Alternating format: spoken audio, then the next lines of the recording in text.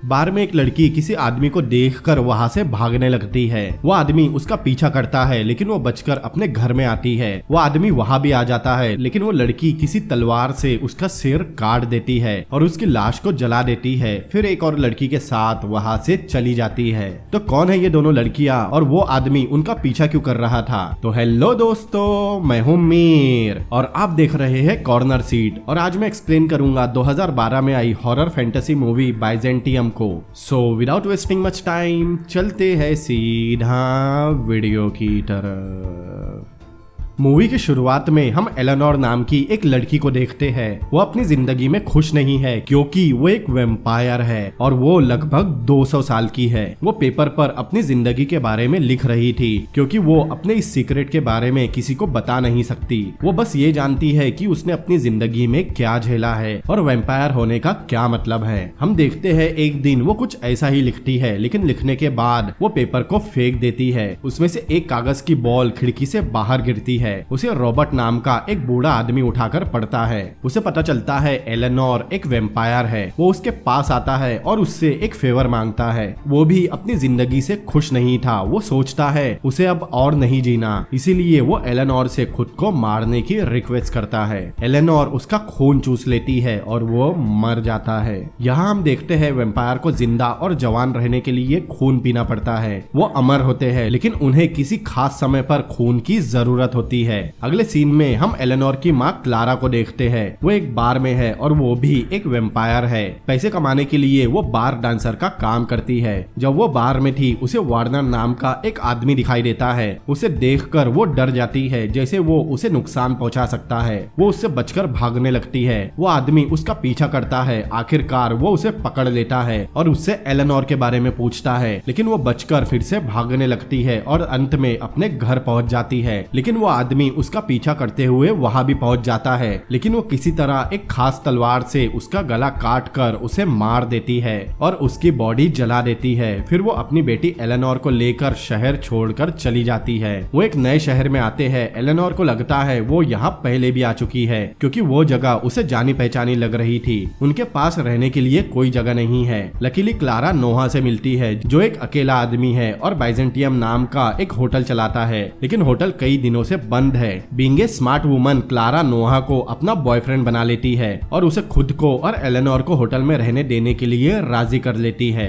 अब वो होटल में रहने लगते हैं और एलेनोर पैसे कमाने के लिए एक बार में पियानो बजाना शुरू कर देती है। वहाँ हम एक फ्रैंक नाम के लड़के को देखते हैं। उसका पियानो सुनकर फ्रैंक एलेनोर से काफी इम्प्रेस होता है। फ्रैंक उसे पसंद करने लगता है लेकिन एलेनोर उसे इग्नोर करती है। यहाँ हमें पता चलता है क्लारा ने नोहा से झूठ बोला है कि एलेनोर उसकी बहन है। यहाँ हमें एलेनोर का फ्लैशबैक दिखाया जाता है। एलेनोर वैम्पायर नहीं थी, वो एक नॉर्मल इंसान थी लेकिन कुछ रीजंस के लिए उसे वैम्पायर बनाया गया था। दूसरी तरफ कुछ स्पेशल इन्वेस्टिगेटर उस आदमी की मौत की इन्वेस्टिगेशन कर रहे थे जिसे क्लारा ने मारा था। इस तरफ क्लारा नोवा को होटल खोलने के लिए कन्विंस कर लेती है और वो होटल में प्रोस्टिट्यूट का बिजनेस शुरू करती है। हमें फिर एलेनोर का फ्लैशबैक दिखाया जाता है। जब वो 16 साल की थी तब उसका एक आदमी ने रेप किया था।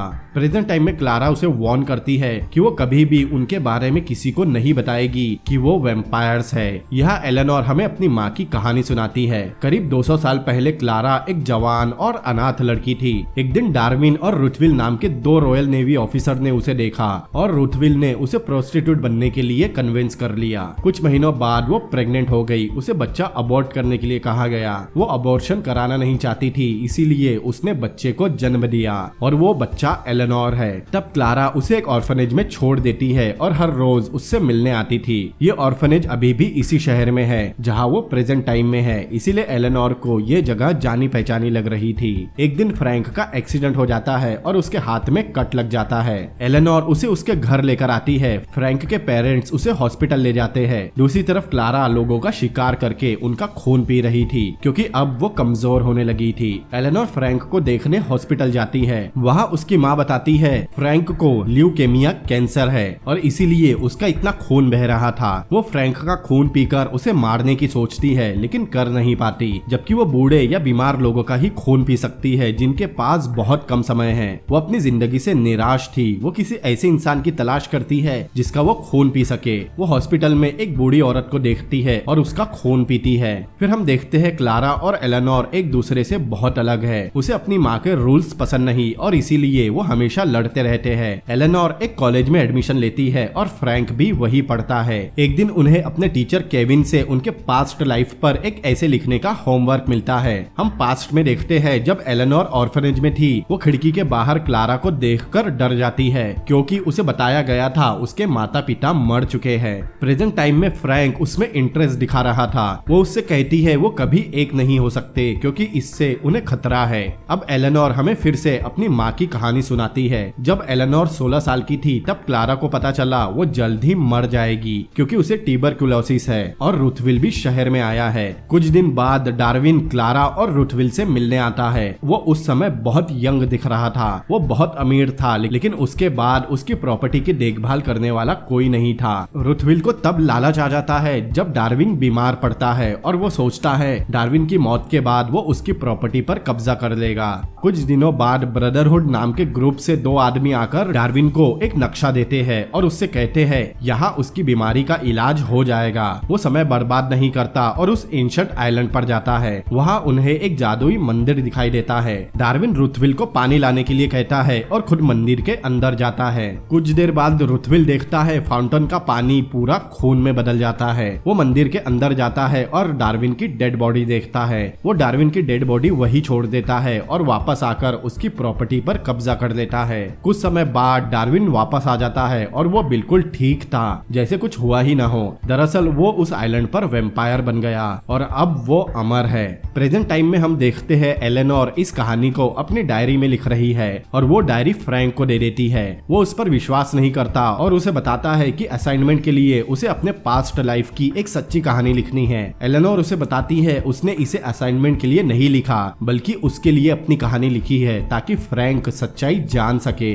लेकिन वो इस पर विश्वास नहीं करता और डायरी को अपने टीचर केविन को दे देता है। फ्लैशबैक में डार्विन ने रुथविल को नक्शा दिया था ताकि वो उसकी तरह वेम्पायर बन सके। अब क्लारा भी बीमार थी और वहाँ जाना चाहती थी, इसीलिए वो रुथविल से नक्शा चुरा लेती है। वो खुद आइलैंड पर जाकर वेम्पायर बन जाती है। डार्विन को इस बात का पता चलता है और वो उसे बेथरीन नाम की एक सीक्रेट सोसाइटी में लेकर आता है। सोसाइटी नाराज होती है क्योंकि क्लारा एक प्रोस्टिट्यूट होने के बाद भी वेम्पायर बन गई, जबकि वो सभी नोबल मेंस थे। वो उसे वार्न करते हैं कि वो किसी को ना बताए कि वो वेम्पायर है और नक्शा किसी और को ना दे।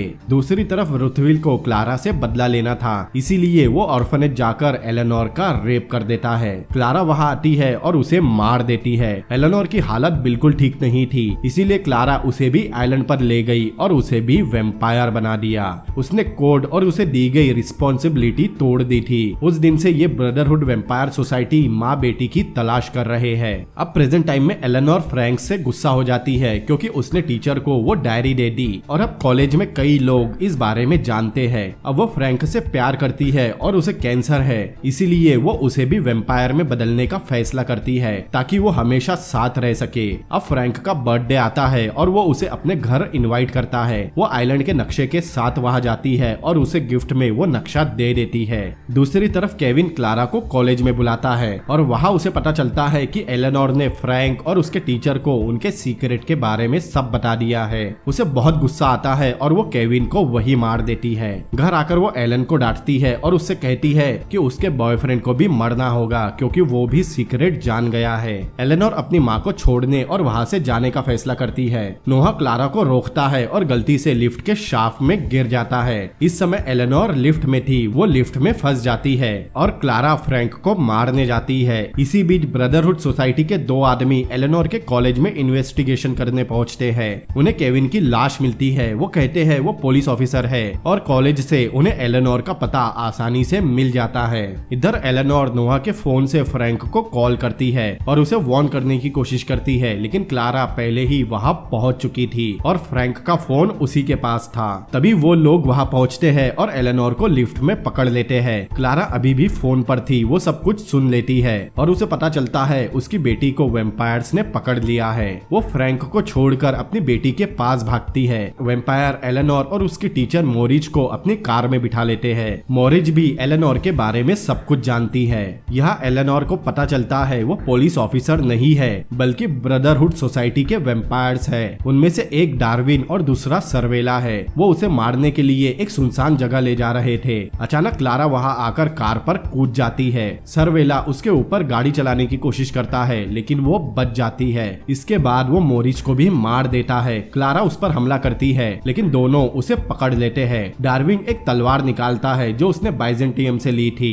सर्वेला डार्विन को उसका सिर काटने का ऑर्डर देता है लेकिन क्लारा की बजाय वो सर्वेला का ही सिर कलम कर देता है क्योंकि डार्विन शुरू से ही क्लारा से प्यार करता है। फिर वो सभी सर्वेला की डेड बॉडी को जला देते हैं और वहां से भाग जाते हैं। अब उसने क्लारा को बचाने के लिए सोसाइटी का रूल तोड़ा है। अब उसे भी सोसाइटी से छुपना पड़ेगा। फिर क्लारा एलेनोर को फ्रैंक के साथ जाने और अपनी जिंदगी जीने के लिए आजाद कर देती है और वो खुद डार्विन के साथ चली जाती है। एलेनोर अपने साथ फ्रैंक को उस आइलैंड पर लाती है और उसे भी वेम्पायर में बदल देती है और इसी के साथ ये मूवी भी यही एंड होती है।